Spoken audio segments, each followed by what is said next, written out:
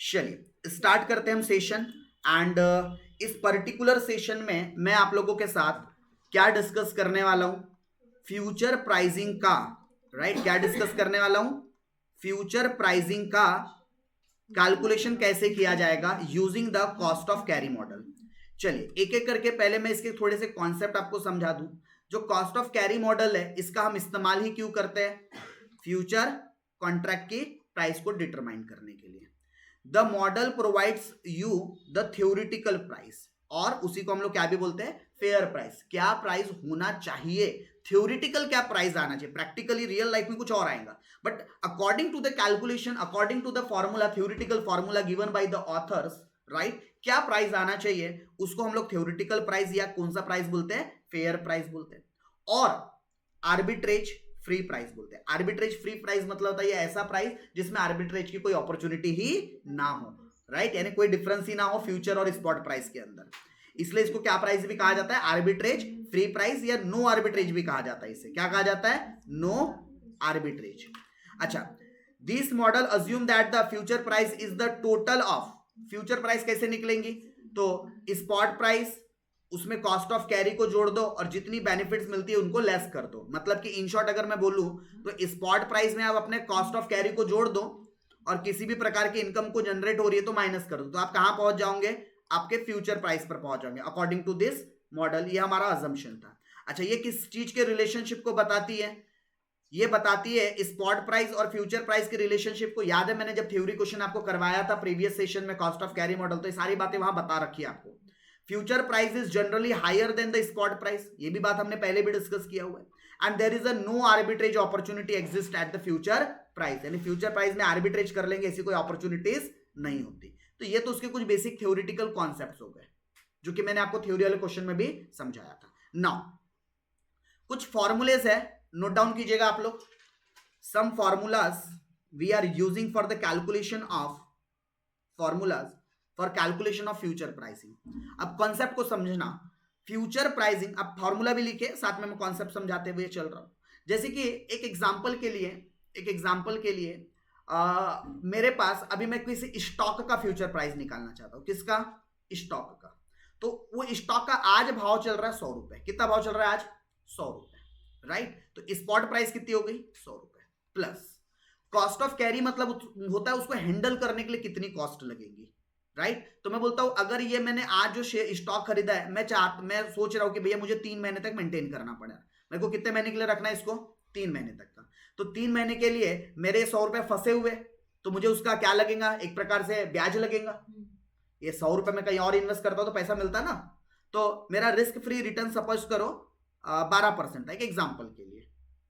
तो cost of carry 3 महीने तक हैंडल करूंगा तो ये 100 रुपए का 12% फॉर 3 मंथ्स का इंटरेस्ट का तो नुकसान हो ही रहा है ना। तो कितना आएगा? 100 रुपए के पीछे 12%, और वो भी 3 महीने के लिए, मतलब 3 रुपए। 3 रुपए मेरी कौन सी कॉस्ट आ गई? ये कैलकुलेशन किया कॉस्ट ऑफ कैरी। और क्योंकि 3 महीने तक मैंने होल्ड करके रखा था तो इस पे मुझे 1 रुपए का डिविडेंड भी मिल गया। कितने का डिविडेंड मिल गया?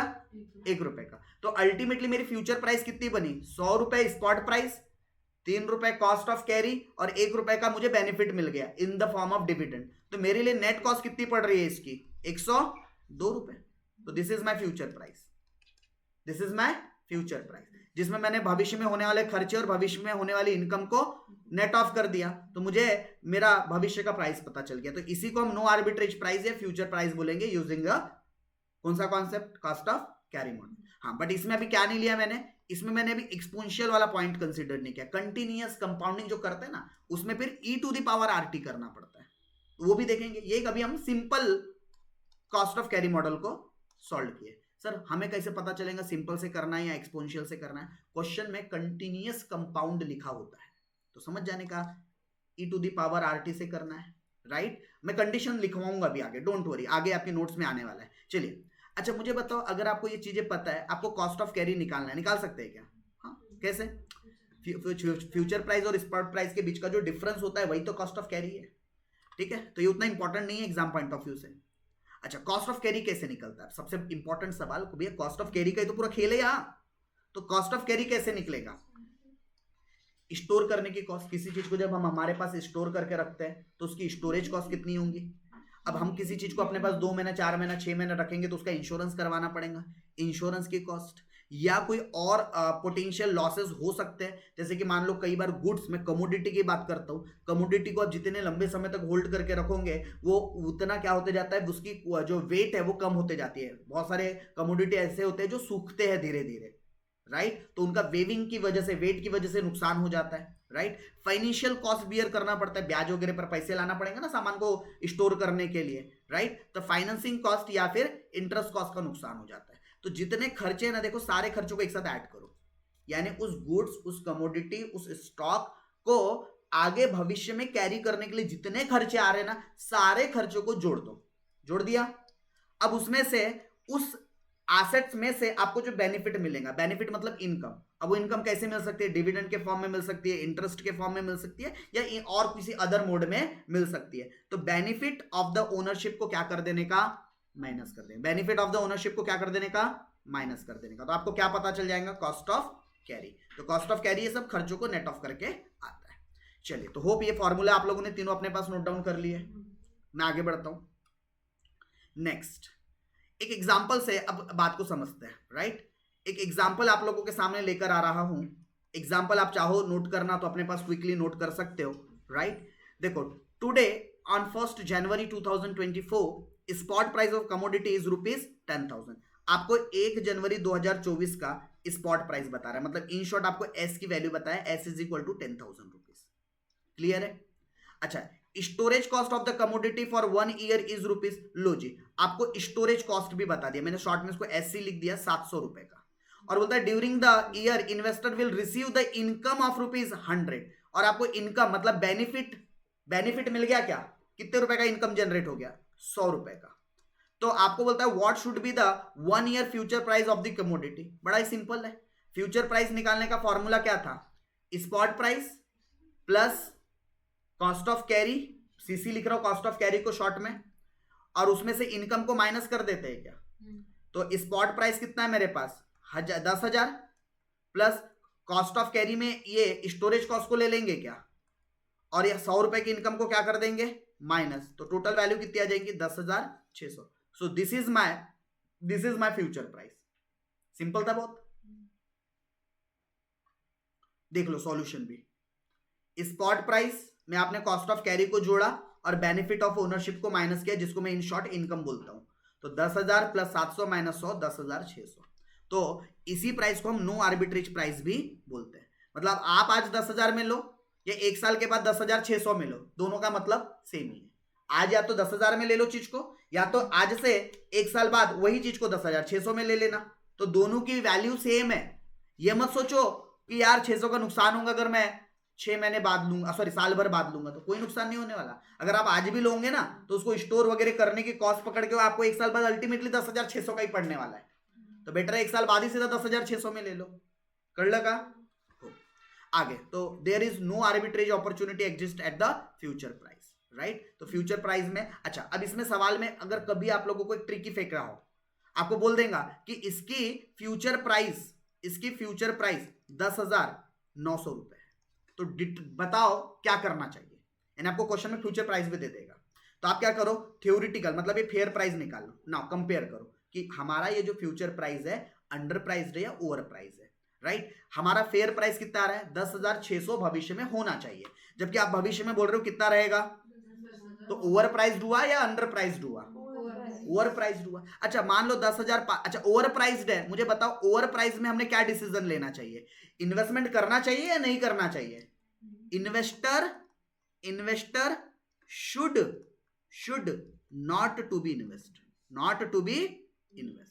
ओवर प्राइस्ड अगर है कोई फ्यूचर कॉन्ट्रैक्ट, इन्वेस्ट नहीं करना चाहिए। बट वहीं अगर इसका भाव 10,500 होता तो, और हमारी फेयर प्राइस कितनी आई है 10,600, तो नाउ अब ये प्राइस क्या है आपकी, अंडर प्राइस है। Now investor should be invest, क्योंकि उसको एक प्रकार से देखा जाए तो 100 रुपीज का बेनिफिट मिल रहा है, तो अब इन्वेस्टर ने क्या करना चाहिए, इन्वेस्ट करना चाहिए। समझ में आया बेसिक कॉन्सेप्ट, पक्का। तो इस टाइप का एक सिंपल क्वेश्चन आ सकता है, जिसका पर्सनली मुझे चांस थोड़ा सा कम ही लगता है, क्योंकि इतना ज्यादा सिंपल भी एमबीए में देना थोड़ा सा मतलब फिजिबल नहीं है।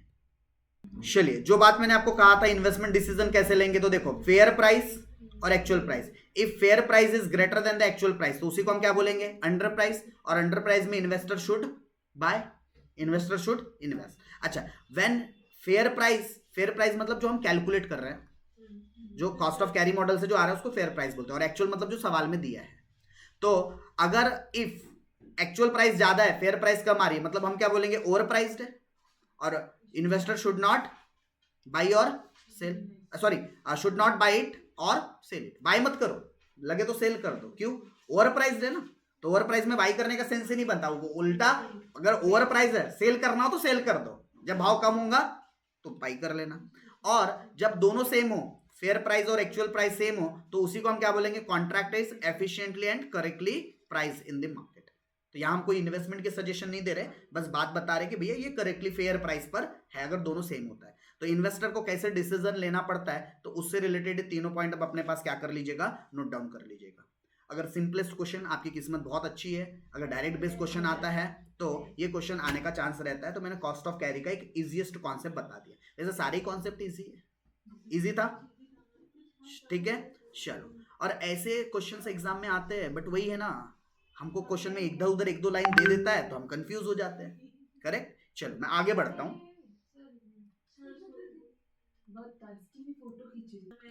चलिए आगे बढ़ेंगे।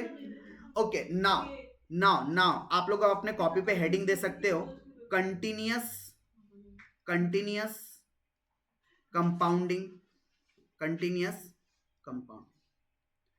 और देखो, कंटिन्यूअस कंपाउंडिंग में हम लोग अब तीन हमारे सामने सिचुएशन आएंगे, situation number 1, situation number 2, situation number 3, right. तो हमारे सामने तीन सिनारियोज आने वाले, और तीन सिनारियोज में हम कैसे कैलकुलेशन करेंगे, कॉन्सेप्ट को समझ लो, सॉल्यूशन करना टफ नहीं है। और उसमें भी पता है कि maximum time e to the power RT की वैल्यू ना सवाल में दे दी जाती है, राइट। अरे नहीं भी देंगे तो हमको याद है क्या, शॉर्टकट 2.78, 71, 82, 8, फिर 12 बार रूट, फिर इन -1, फिर इंटू इक्वल्स टू 12 स्टेप्स वाला, उससे भी निकाल सकते हैं। तो मैं दोनों होते हैं, 90% चांस होता है कि इसकी वैल्यू सवाल में डायरेक्ट दे दी जाए, 90% चांस होता है। नहीं भी दी हो तो हमारे पास कैलकुलेटर पे ट्रिक है ना, वो ट्रिक को दिमाग में सेट कर लेंगे। और मेरे ख्याल से वो हम लोगों ने ट्रिक कई बार यूज भी किया हुआ है हमारे IAPM के सब्जेक्ट्स के अंदर, करेक्ट, कर लेंगे, कोई बड़ी बात थोड़ी ना। चलो आगे बढ़ते हैं हम लोग। तो तीन सिनारियो को, पहले सिचुएशन को अच्छे से समझो, क्योंकि ये तीन सिचुएशन में ही क्वेश्चन आ सकते हैं। पहला situation, when the underlying assets provide no income और डिविडेंड, किसी प्रकार की इनकम या किसी प्रकार का डिविडेंड का जो पर्टिकुलर है वो जनरेट नहीं होता। सिंपल, आपको क्वेश्चन में स्पॉट प्राइस दिया है, राइट। इस पर्टिकुलर क्वेश्चन के अंदर आपको तीन इंफॉर्मेशन क्या क्या दी रहेंगी, स्पॉट प्राइस दिया रहेगा, आपको rate of risk free return दिया रहेगा, और टाइम दिया रहेगा। तीन चीजें दी रहेंगी, राइट। और इन तीन चीजों के बेसिस पर आपको बोलेगा कि बताओ फ्यूचर प्राइस क्या रहेगी। तो फॉर्मूला क्या यूज करेंगे, एस मतलब spot price, e to the power RT, E stand for exponential, right, जिसकी ई की वैल्यू फिक्स होती है 2.71828, ऐसे समथिंग इसकी एक वैल्यू होती है, 83, हाँ 8382 राउंड फिगर हम बोल सकते हैं। अच्छा, तो पहला सिनारियो समझ गया, इसमें कोई इनकम का कॉन्सेप्ट नहीं था। लेकिन R stand for rate of risk free rate, और T stand for time, right. और टाइम को यहां पर हम फ्रैक्शन में लिखेंगे। जैसे अगर मान लो 6 महीने बोला है, तो 6 महीने को कैसे लिखेंगे, 6 डिवाइडेड बाई 12 मतलब कि 0.5। फॉर एग्जाम्पल 3 मंथ बुलाऊंगा तो 3 डिवाइडेड बाई 12 मतलब कि 0.25। तो हम टाइम को कैसे लिखेंगे, फ्रैक्शंस में। और आर को भी कैसे लिखेंगे हम, डेसिमल प्लेस में। सपोज 10% रेट ऑफ रिटर्न था तो 0.10 लिखेंगे। फॉर एग्जाम्पल आर आपका 8% है एक एग्जाम्पल के लिए, तो उसको कैसे लिखेंगे, 0.08। तो आर को हमें ऐसे फ्रैक्शंस में लिखना है, और हमको ये जो पर्टिकुलर टाइम है वो भी फ्रैक्शंस में लिखना है, और दोनों को फिर मल्टीप्लाई करना होता है, R इंटू टी करते हैं, वो बताऊंगा आगे क्वेश्चंस आएंगे इससे रिलेटेड। अच्छा, second scenario, when the underlying assets provided income, जो हमें पहले से क्या है, नोन है, पहले से क्या है, नोन है। जैसे अब आपको सवाल में पता है क्या दिया होगा, स्पॉट प्राइस भी दिया होगा, कितनी इनकम जनरेट होती है वो भी दिया होगा, और आपको रेट ऑफ इंटरेस्ट और टाइम के बारे में भी दिया होगा। तो आप अगेन बस सेम फॉर्मूला है, बस अब फर्क क्या हो गया आपके एस में, अब क्योंकि इनकम दी है तो इनकम को माइनस करोगे तो नेट कॉस्ट पता चलेंगे ना, क्योंकि हम करी कॉस्ट ऑफ कैरी मॉडल रहे तो उसमें से इनकम को हटाना पड़ेगा, तभी तो कॉस्ट नेट पता चलेगी। तो ये हमारा सेकेंड सिनारियो का फॉर्मूला हो गया, इफ इंटरेस्ट या फिर कोई भी डिविडेंड की इनकम दी है, हाँ कंडीशन ये है कि ये जो इंटरेस्ट रुपीज टर्म्स में होना चाहिए, वैल्यूज में होना चाहिए, लाइक 100 रुपए, 150 रुपए, 50 रुपए, 20 रुपए, 30 रुपए, वट एवर। और तीसरा सिनारियो भी सेम सेकंड सिनारियो जैसा ही है, बस फर्क इतना है कि अब यहां पर जो भी रिटर्न देगा ना वो रुपीज टर्म में नहीं देगा, परसेंटेज टर्म में देगा। कौन से टर्म्स में देगा?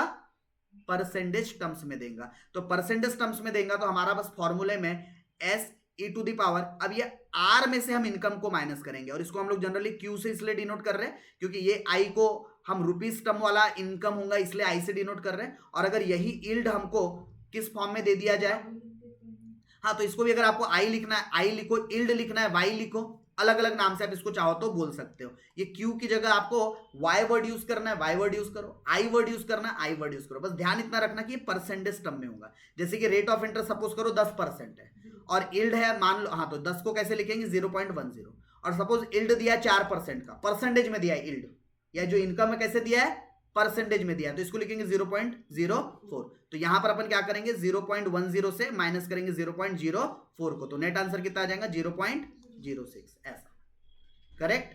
चलिए तो ये तीन बस फॉर्मूले आपको अपने दिमाग में सेट रखने हैं, तीन अलग अलग सिनारियोस के अंदर, करेक्ट। चलिए तो यहां पर देखिए आप लोगों के सामने फ्यूचर प्राइस को लेकर F stand for future price, S stand for spot price of the underlying assets, E की वैल्यू फिक्स होती है जिसको हम नेचुरल लॉगरिथम भी बोलते हैं 2.7182, चाहे तो आप इसको 83 कर सकते थे या फिर 828 बोल सकते हो, यानी कि ये अगर डिजिट 4 डिजिट में लेना चाहते हो तो राउंडिंग ऑफ करके 3 हो जाएगा, और अगर 5 डिजिट लेना चाहते हो तो 5 डिजिट पूरे ले सकते हो। सर आप क्या रिकमेंड कर रहे हो? आपकी मर्जी, जो करना है करो, ठीक है। अपन मैं 5 लेते हुए चलूंगा, ठीक है, ज्यादा इस पर डिस्कस नहीं करेंगे। R stand for continuously compounding rate of interest, कई बार यही आपको रिस्क फ्री रिटर्न के नाम से भी दे देता है। वैसे रिस्क फ्री रिटर्न वैसे generally continuous compounding rate of interest के नाम से most of the time word use करेगा। T stand for time duration of the future in years, जो फ्यूचर्स में जितना समय लगता है उसके लिए। And I stand for present value of income at R, और ये रुपीज टर्म्स में होता है, रुपीज टर्म्स में। और क्यू मतलब इनकम यील्ड या जो डिविडेंड यील्ड है, जनरली ये परसेंटेज टर्म्स में होता है। और अगर आपने क्यू की जगह वाई लिखा है तो वाई से डिनोट करो, आई लिखा है तो आई से डिनोट करो, बट ध्यान रखना कि ये परसेंटेज टर्म्स में होता है। एक इनकम होती है जो रुपीज टर्म्स में आती है और कभी कभार वो इनकम परसेंटेज टर्म्स में भी आ सकती है। तो याद रहेंगी बातें, बहुत ईजी है। क्वेश्चन देखे इससे रिलेटेड, चलो तो आ जाओ। ये रहा जी आपके सामने सवाल नंबर 1। क्या बोलता है?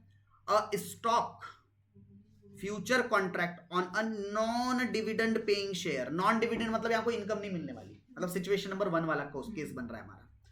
विच is currently traded at rupees, ओहो क्या दे दिया आपको? सपोर्ट प्राइस दे दिया क्या? तो आपको एस की वैल्यू पता चल गई, कितना? 80 रुपीज। फिर बोलता है in the spot market the future contract is mature in 3 month. Okay, आपको क्या भी दे दिया? मैच्योरिटी पीरियड, मतलब कि इन शॉर्ट बोलूं तो इसको टाइम दे दिया क्या? यस, कितना? T stand for 3 month, but 3 month को you have to be convert into T is equal to small T में कन्वर्ट कर देंगे। कैसे? 3 महीने है ना, तो 3 डिवाइडेड बाय 12, एक साल में कितने महीने होते? 12। तो हम टी की वैल्यू कितनी कंसीडर करेंगे? 0.25। टी की वैल्यू कितनी कंसीडर करेंगे? 0.25। And the continuous compounded risk free rate is 8%। लो जी, आपको कंटिन्यूअस कंपाउंडेड आरएफ मतलब रिस्क फ्री रेट दिया है क्या, जिसको हम स्मॉल आर से डिनोट करेंगे, कितना? 8%। बट 8% को 8% ना लिखते हुए क्या लिखेंगे? 0.08। डन है यहां तक के? पक्का? और आप लोगों को e टू दी पावर 0.02 की डायरेक्टली वैल्यू गिवन है, ठीक है, मतलब कहीं ना कहीं ये हमारा शायद आ सकता है सिंप्लीफिकेशन करके, तो उसकी वैल्यू दी गई है। डन इतना? आपको क्या क्या सवाल में दिया गया है क्लियर है क्या? तो हम कौन सा फॉर्मूला यूज करते हैं, मैं रफली आप लोगों को यहां बता रहा हूं, हम कौन सा फॉर्मूला यूज करेंगे फ्यूचर प्राइस डिटरमाइन करने के लिए? S E to the power R T, यही फॉर्मूला इस्तेमाल करेंगे क्या? यस और नो? यस। तो स्पॉट प्राइस कितना था? 80 रुपए। E to the power R, R की वैल्यू कितनी है? 0.08। यस और नो? और टी की वैल्यू कितनी है? तो इनटू 0.25, करेक्ट। चलो तो 80 ई टू दी पावर करो तो 0.08 इंटू 0.25 कितना आता है? ई टू द पावर 0.02 आ रहा है क्या, मल्टीप्लाइड करके 0.02 आ रहा है। फिर मुझे बताओ ई टू द पावर 0.02 की वैल्यू ऑलरेडी गिवन है क्या, तो रख दो 1.0202 और कर दो 80 से इसको मल्टीप्लाइड, 80 इंटू 1.0202, राइट। तो ये मेरे ख्याल से 81.616 रुपीज आता है। This is my future price, this is my future price. अच्छा अब सर इस सवाल में तो चलो दे दिया था ये वैल्यू, तो ठीक है आपने डायरेक्टली रखवा दिया, नहीं दिया होता तो कोई दिक्कत नहीं है। हमारे पास एक नंबर है 2 हमको एक्सपोनेंशियल ई की वैल्यू पता है 2.718288, इसका आपने क्या करना है 12 टाइम्स रूट, 12 टाइम्स क्या करना है रूट, करो तो जरा कैलकुलेटर पे 2.71828 12 टाइम रूट्स करो, 1 2 3 4 5 6 7 8 9 10 11 12, 12 टाइम रूट्स करने के बाद फिर क्या करना पड़ेगा -1, क्या करना पड़ेगा -1, फिर मल्टीप्लाइड बाय जो भी ये आरटी की वैल्यू थी जो पावर में जो रहता है, मल्टीप्लाइड बाय जो भी पावर की वैल्यू है वो, तो पावर में कितनी वैल्यू थी 0.02, तो उसको मल्टीप्लाइड कर दिया पावर की वैल्यू को, फिर उसके बाद +1 और फिर उसके बाद इनटू इक्वल्स टू कितने टाइम 12 टाइम, 1 2 3 4 5 6 7 8 9 10 11 12। चलिए तो यहां पर आप लोगों का वैल्यू देखो, इसको सिंप्लीफाई करने पर 1.020220 और यही वैल्यू फिर हमने उठाकर यहां पर रख दिया था। तो ये देखो अगर आपको सवाल में दिया है तो अच्छी बात है, नहीं दिया है तो फिर ऑब्वियस है आप शॉर्टकट तरीके से निकाल सकते हो। चलो बढ़ते हैं आगे एंड नेक्स्ट कॉन्सेप्ट की तरफ चलते हैं। उम्मीद करता हूं ये कॉन्सेप्ट क्लियर है और इस कॉन्सेप्ट का अगर आपको सॉल्यूशन देखना है तो यही आंसर आया था क्या, ये बहुत रफ यहां पर सॉल्यूशन कर दिया, करेक्ट। आप चाहो तो ऐसे ये वैल्यूज यहां पर हमने हालांकि ये 0.8 पहले ही निकाल दिया था गिवन में, ये 3/12 हमने पहले ही निकाल दिया था, करेक्ट। तो ये उसका सॉल्यूशन था। सो इतना सा क्वेश्चन 16 में आएगा, हो सकता है आपको ऐसे 1-2 केसेस बना कर दे, राइट, ऐसे केसेस आपको 2-3 एक साथ दे दे, करेक्ट, ये पॉसिबिलिटी हो सकती है। चलो आगे बढ़ेंगे, नेक्स्ट क्वेश्चन, अगला सवाल फिर से देखो, बट ठीक है कोई टेंशन नहीं, क्वेश्चन पहले पढ़ते हैं, राइट। अगर मैं इसके सॉल्यूशन की बात करूं तो सपोज अ 3 मंथ स्टॉक, अगेन आपको क्या दे दिया टाइम कितना है टाइम 3 मंथ्स, तो 3 मंथ्स को हम कैसे लिख सकते हैं 3/12, it means 0.25, okay. Future contract is available on the Nifty index, ठीक है, आपको अंडरलाइंग एसेट्स का नाम बता रहा है, आप चाहो तो यार लिख दो अंडरलाइंग एसेट्स हमारी क्या है निफ्टी इंडेक्स, क्या है Nifty index. The current value of the index is, मतलब कि आपको स्पॉट प्राइस भी बता दिया, क्या बता दिया spot price 625 and continuously compounded dividend yield,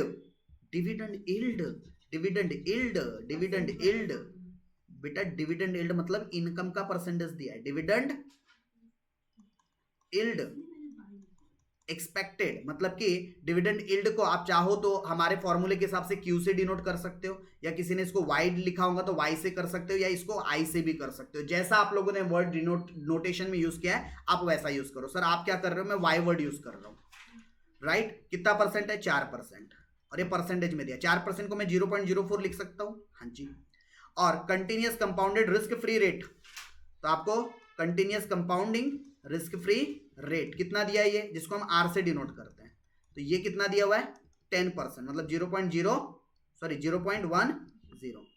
और कैलकुलेट करना है आपको फ्यूचर प्राइस। अगेन कंडीशन याद आई क्या, कौन से कंडीशन वाला, तीसरा कंडीशन वाला था क्या, तो future price is equal to, formula अगर मैं लगाऊं spot into E to the power R minus yield into T, ऐसा ही था। चलिए स्पॉट प्राइस कितना है 625, E to the power R की वैल्यू कितनी है 0.10 माइनस 0.04, और टी की वैल्यू कितनी थी 0.25, है ना, ऐसा ही है। तो 625 ई, इसको सिंप्लीफाई करेंगे तो इसको पहला स्टेप आ जाएगा 0.06 और दूसरा स्टेप आ जाएगा 0.25, तो 0.06 और 0.25 इसको जब सिंप्लीफाई करेंगे ऊपर में मल्टीप्लाई करेंगे इसको इससे तो 0.015 आ जाएगा, है ना। और ये आ गया तो क्या आपको इसकी वैल्यू ऑलरेडी गिवन है? देखो देखो देखो देखो ये रही चीज, है ना, 1.015। अच्छा सपोज नहीं भी दी होती, सपोज, तो आप अपना कैलकुलेटर ट्रिक से निकाल सकते थे क्या? मान लेता हूं थोड़ी देर के लिए वैल्यू नहीं दी है सवाल में, तो कैसे निकालते? 2.71828 इसका 12 बार करो क्या, रूट, 12 टाइम्स क्या करो, रूट करो इसका। चलो मैं भी कर लेता हूं,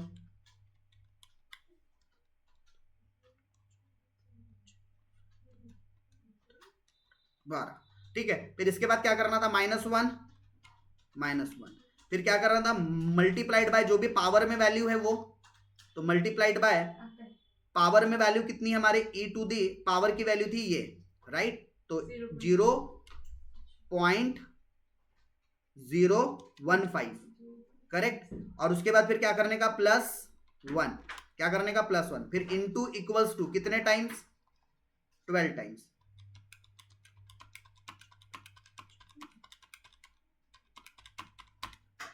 तो बराबर 1.01511 समथिंग आ रहा है। तो हमने यहाँ पर 3 ही डिजिट उस सवाल में दिया था, तो आप देखो ऑलमोस्ट सेम ही वैल्यू आ रही है, तो कर लो मल्टीप्लाई, 625 इंटू 1.015, तो ये आ जाएगा 634 रुपए 38 पैसा, ठीक है। तो ये आप लोगों का फ्यूचर प्राइस निकल गया। क्लियर है केस भी, पक्का? चलो इसका भी आंसर देख लो, सेम है।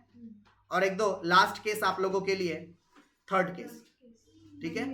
तो सपोज 1 ईयर स्टॉक, अब आपको 1 ईयर दिया है क्या, 1 year 1 year 1 year 1 year, yes, यानी 12 मंथ, 1 ईयर मतलब 12 मंथ, तो ये 1 से डिनोट करेंगे इसको।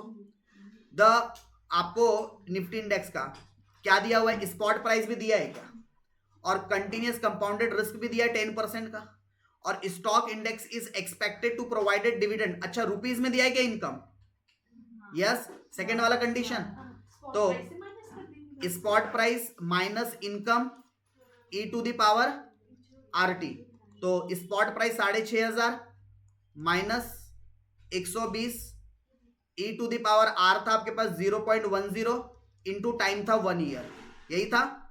चलो तो इसको सिंप्लीफाई करोगे तो 6,500 में से माइनस कर देंगे 120, तो कितना आ जाएगा 6,380, और इसको ऊपर में 0.10, और देखो e टू द पावर 10 की वैल्यू गिवन है क्या, e टू द पावर 10 की वैल्यू कितनी गिवन है, 1.105, तो निकल जाएगा आंसर, हाँ जी सर, कितना, 7049.9, this is your future value. कर लो का, तो cost of carry model simple है। उम्मीद करता हूं तीनों सिनारियो आपको समझ में आए हैं। इसका मैं सॉल्यूशन क्विकली आपको गो थ्रू करवा दूं। अलग आया क्या वैल्यू? अरे हाँ, सॉरी, एक कॉन्सेप्ट रह गया इसमें बताना। अब देखो मैंने इंटरेस्ट तो 1 साल के बाद, देखो कब मिलेगा बोला है, ये जो इनकम है, यस एवरीबॉडी फोकस, 120 रुपए कब मिलेगा, बिगिनिंग में मिलेगा कि एंड पे मिलेगा, एंड ऑफ द पीरियड। तो क्या मुझे इसकी भी प्रेजेंट वैल्यू निकालनी चाहिए, क्योंकि ये स्पॉट प्राइस आज का है ना, और ये मिल रहा है 1 साल के बाद, तो इसका हमने क्या कर लेना चाहिए था, इसका डिस्काउंट कर लेना चाहिए था, आज की वैल्यू निकालना चाहिए, प्रेजेंट वैल्यू निकालनी चाहिए।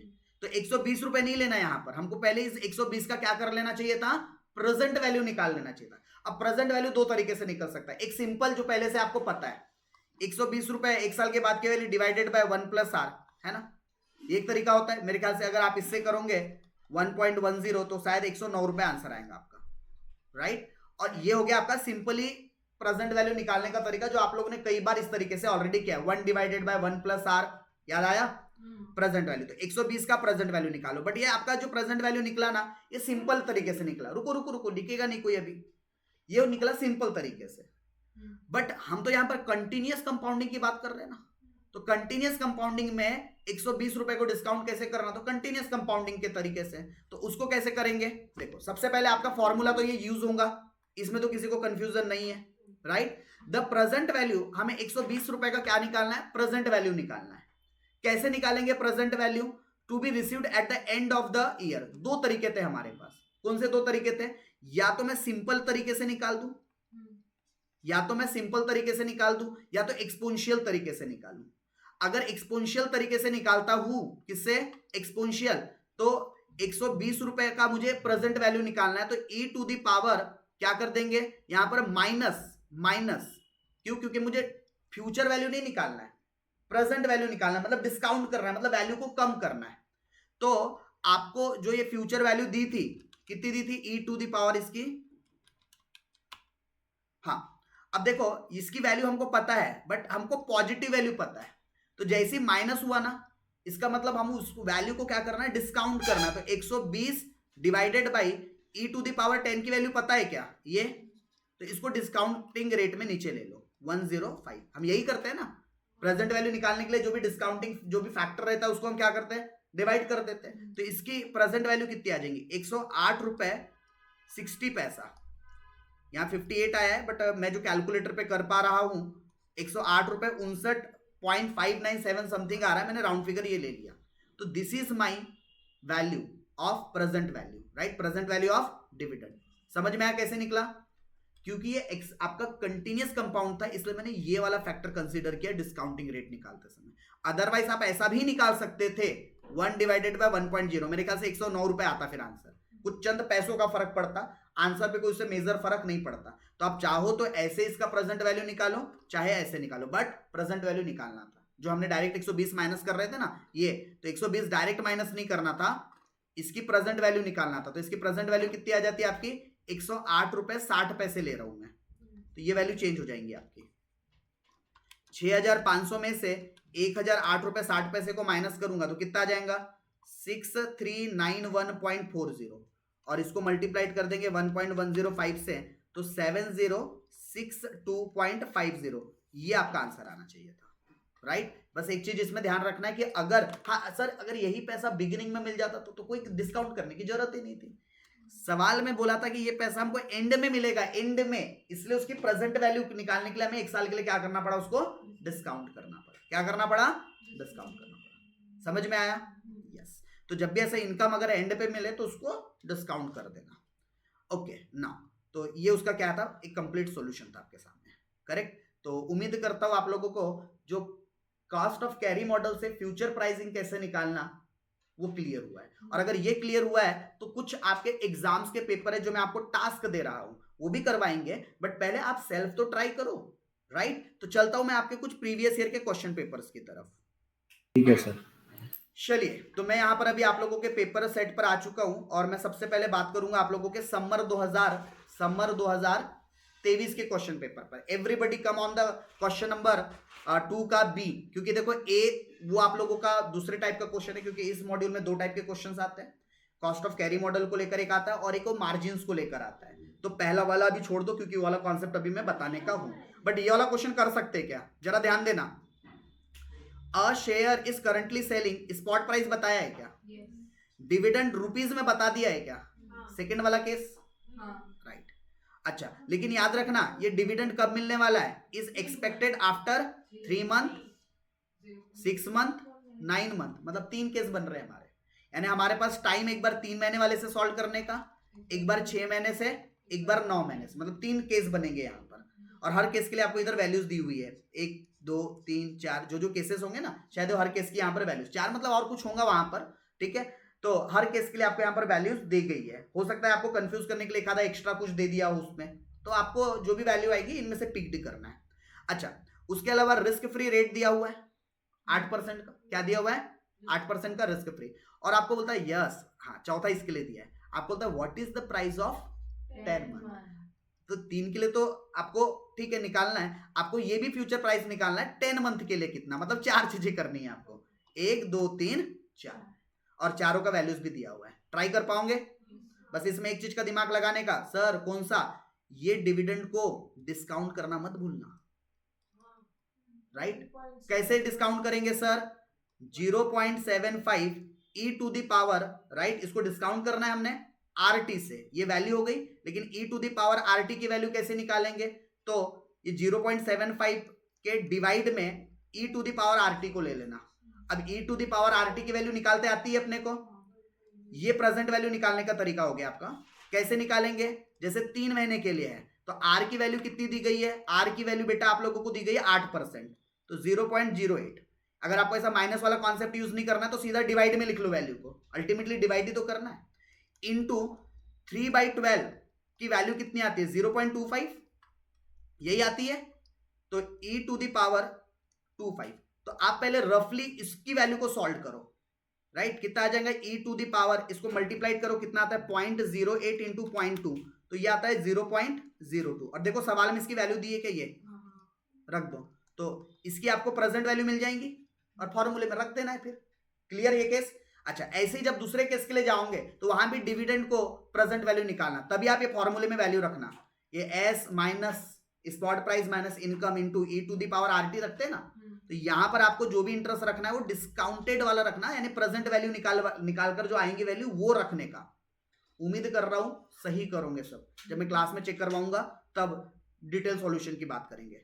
अच्छा एक और पेपर पर आओ, ये भी एक पेपर था क्या आपके सामने, इसमें भी देखो एक क्वेश्चन आया आपका अगेन दूसरी कैटेगरी वाला। इसमें 2 तरीके के न्यूमेरिकल्स आते कहा है मैंने, एक मार्जिन से रिलेटेड जिसमें प्रॉफिट लॉस निकालना पड़ता है, राइट, और एक आप लोगों का ये पर्टिकुलर कंटिन्यूअस कंपाउंडिंग से रिलेटेड। तो अगेन ये वाला बी वाला क्वेश्चन देखो, share of x limited currently selling at ₹300, मतलब कि आपको क्या पता चल गया बेटा, S price sorry spot price, time भी पता चल गया, अच्छा फ्यूचर प्राइस दे दिया है, क्या करेंगे कंपेयर करेंगे। याद आया मैंने आपको समझाया था कि अगर आप पहले कॉस्ट ऑफ कैरी मॉडल से निकालो, कॉस्ट ऑफ कैरी मॉडल से निकालो, आंसर चेक करो, 302 से कंपेयर करने का, बोलने बताने का ओवर प्राइस है अंडर प्राइस्ड है क्या है, राइट। ओवर प्राइस लूंगा तो हम बाई नहीं करेंगे, सेल कर देंगे, अंडर प्राइस लूंगा बाई कर लेंगे, तो बस वही करना है। Draw suitable arbitrage strategy, right, make a risk less profit given by the deposit borrowing can be 8%, मतलब आपको आर भी दे दिया है। तो पहले आप कॉस्ट ऑफ कैरी मॉडल से क्या करो, वैल्यू को निकालो, कंपेयर करो, और कंपेयर करने के बाद आपको बताना है कि आपको इसमें इन्वेस्ट करना चाहिए या नहीं करना चाहिए। और आर्बिट्रेज क्या बोलता है, डिफरेंस, आर्बिट्रेज क्या बोलता है, डिफरेंस। तो ये जो आपकी वैल्यू आएंगी, सपोज करो मुझे नहीं पता भी क्या आएंगी, मैं सब समझाने के लिए बोल रहा हूँ, 304 रुपए आ गई एक एग्जांपल के लिए, तो इसके और इसके बीच में कितने का डिफरेंस आ रहा है, आपका प्राइस आ रहा है 304 और जबकि ये प्राइस कितना चल रहा है 302, तो आपका प्राइस क्या है, अंडर प्राइस्ड है, तो आपने क्या करना चाहिए, बाई करना चाहिए, राइट। एंड तो प्राइस डिफरेंस कितना आ जाएगा इसमें, price difference is 2 rupees, price difference कितना आ जाएगा 2 रुपीज, मतलब कि आप 302 रुपए में खरीद के मार्केट में 304 में बेच दो, या फिर वाइस वर्सा, अगर उल्टा हो गया तो सपोज करो इसकी वैल्यू 300 आ गई, ऐसा भी तो हो सकता है। तो फिर भी आप क्या डिसीजन लोगे, इन्वेस्टर शुड नॉट बाई, 302 में बाई नहीं करना चाहिए, इन्वेस्टर शुड सेल, 302 में सेल कर देना चाहिए और 300 में मार्केट से बाई कर लेना चाहिए फेयर प्राइस पर, राइट। तो ये स्ट्रेटेजीज आपको बतानी होंगी, बस वही करना है इसके अंदर। तो उम्मीद करता हूं ये वाला भी क्वेश्चन आप एक बार ट्राई करोगे। डन। तो नेक्स्ट सेशन में मिलेंगे, सबसे पहले इन क्वेश्चंस की बात करेंगे, फिर वो मार्जिन वाले क्वेश्चंस करवाऊंगा आप लोगों को, राइट। तो इसके बाद हम एक और सेशन करेंगे जिसमें पहले एग्जाम के क्वेश्चन चेक करेंगे और मार्जिन वाला, ये जो मैंने भी आपको क्वेश्चन नहीं करवाया ना, ये वाले दूसरे वाले, ये तो इस यूनिट से बेटा ये 2 ही टाइप के क्वेश्चंस आते हैं, तीसरे क्वेश्चंस नहीं आ सकते, करेक्ट। चलो तो मिलते कब, नेक्स्ट सेशन में।